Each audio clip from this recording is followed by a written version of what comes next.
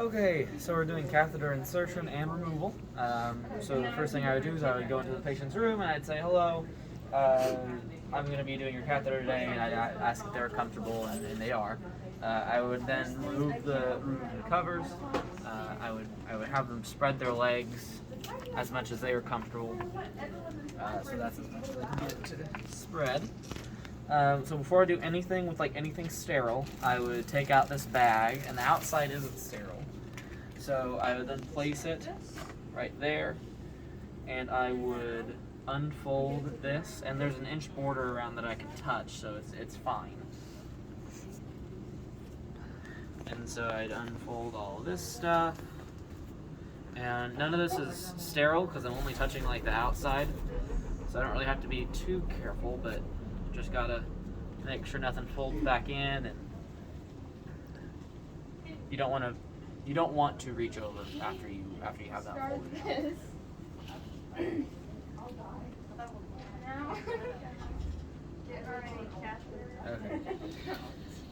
This can just go into the trash. So now it's time to, and you want to make sure you have this in the corner of your eye at all times, so that you know nothing bad has happened to it. So let's get this out. It's time for sterile gloving. And I'm going to set this in my kit so that the end is... So what you want to do is you want to go with your non-dominant hand first, so that'd be my left. And so what I'll do is I will lift this up by the inside of that cuff, and then I'll slide it on, Now I'm going to take my and then just leave it alone. And then what I'll do is I can use that 1 inch border to stabilize it. So I'll get my fingers in here and keep my thumb out so that it doesn't, so that I know it's not.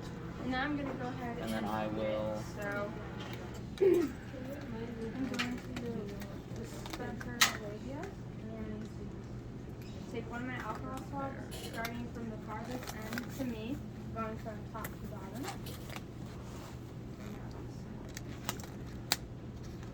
Now I'm going to go close. And then I can to fix my top to bottom. gloves. And now middle.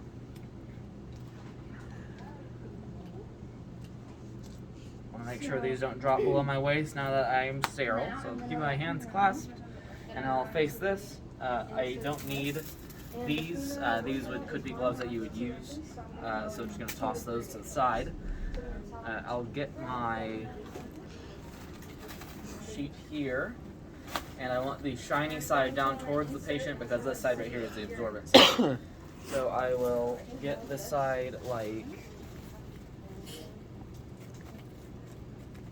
And now I'm just going to want to that, inflate the balloon. and then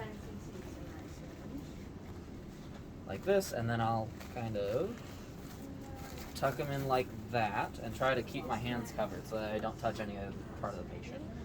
And then I'll just kind of tuck it in like this, and then leave it alone once that's done. Then what I can do is I'm just going to move this around. It's all sterile, so I can just kind of set it however I want as long as I keep it in my sterile field. I will get out this, and I will put it around the patient's genitals, like so. And this is kind of awkward, but that's good enough. So the next what I would do is I start prepping everything. This right here doesn't matter. Whenever you throw things out, make sure to bring them to you so that you aren't dragging everything over your sterile field. I would get out my sticks here, and generally they're isotone, I believe it's what it's called. But right now we're alcohol because that would stain the mannequins. So I'll take these out, and I'll lay them right here. And now I'm going to attach the bag to immovable. And then I would take my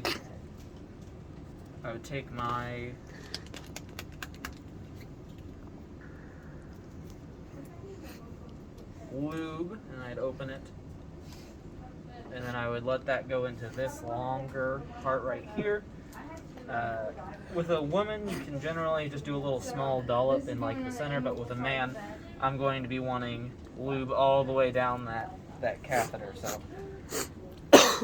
now I would just document this. I put the catheter in, how the procedure went. So now once we get our catheter out, and how many cc's I put in the right there. So the way I'm going to be doing this is I'm going to be taking it out like this and then wrapping it around my hand, because the catheter, like any other kind of thing, is a little bit crazy. So if it has a chance of touching it, then I want to decrease that chance as much as possible. So what I'll do now is I'll set that there, and then I can trade, and then I'll go around and throw that away. So I'll lube this up I'm going to check the up to 8 inches down the shaft. output, so Also, I didn't, but you'd also raise the bed up to a comfortable working height.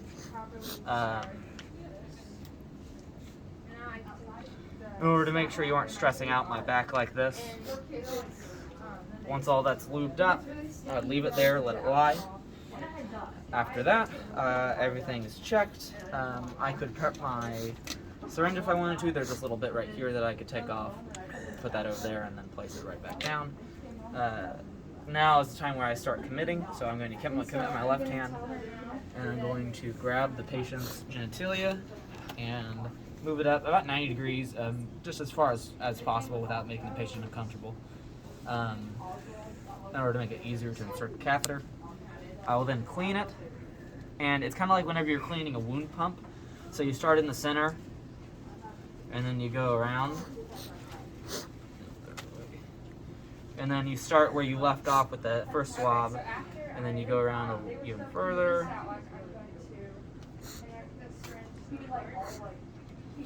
and then the last one is even further.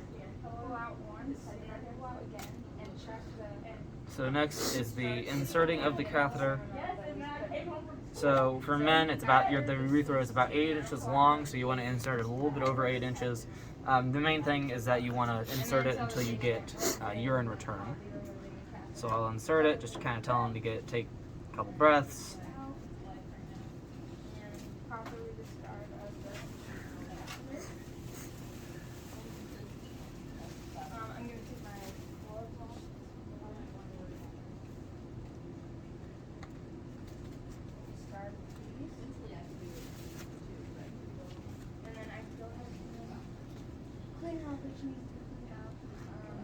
Say urine return there.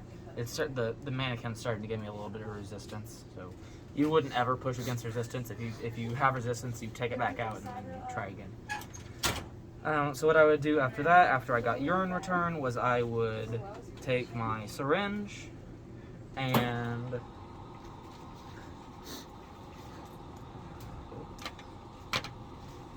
that's another issue you got to be careful of. Sometimes you can accidentally pull that out. You gotta push it back in.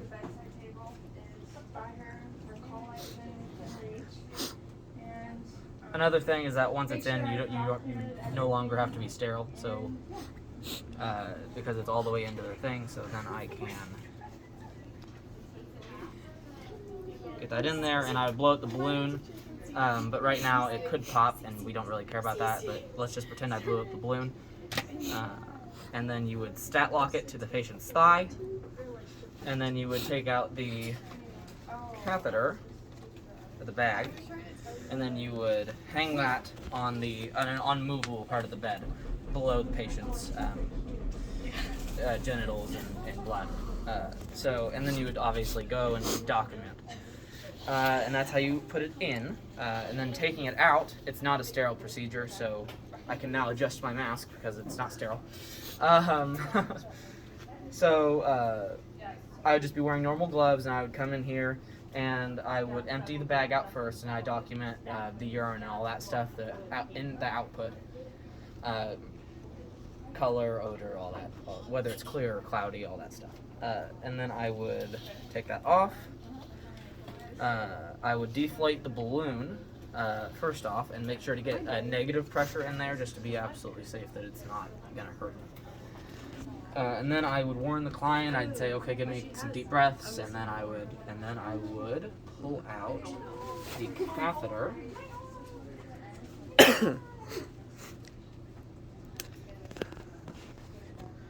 And then obviously I would clean up all the, well, these papers wouldn't be here because I was just taking it out of it. And that is it.